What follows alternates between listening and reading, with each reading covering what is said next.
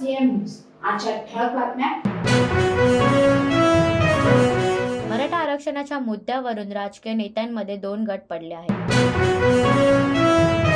समाजसेविका अंजली दमानिया यांनी यांच्या मुद्द्यावरून भाजपाला थेट सवाल केला आहे.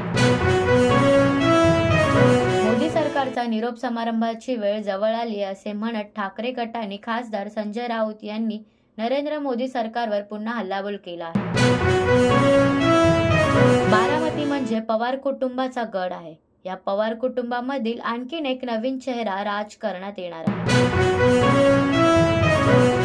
पुणे गँगवॉरमधून शरद माहोळ यांची हत्या झाली होती.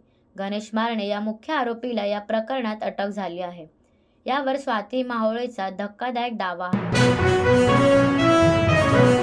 अजित पवार यांच्या राष्ट्रवादी वाटेवर मिलिंद देवरा यांच्या शिवसेना प्रवेशानंतर काँग्रेसमधील बडा नेता अजित पवार यांच्याबरोबर जाणार असल्याची चर्चा सुरू झाली आहे. यामुळे महाराष्ट्रात काँग्रेसला आणखीन एक धक्का बसणार.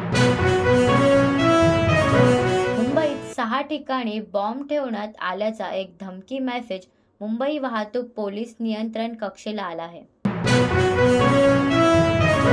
राष्ट्रवादी काँग्रेसचे अध्यक्ष शरद पवार यांच्या गटाचे आमदार रोहित पवार यांची ईडी चौकशी पूर्ण झाली. गुजरातमधील मेडेरा येथील हे 1000 वर्ष जुन्या मंदिरात वर्षातून फक्त 2दाच पोचते सूर्यकिरण. या बुलेटिनमध्ये इतकंच. आणखी अपडेटसाठी पाहत राहा सीएम न्यूज.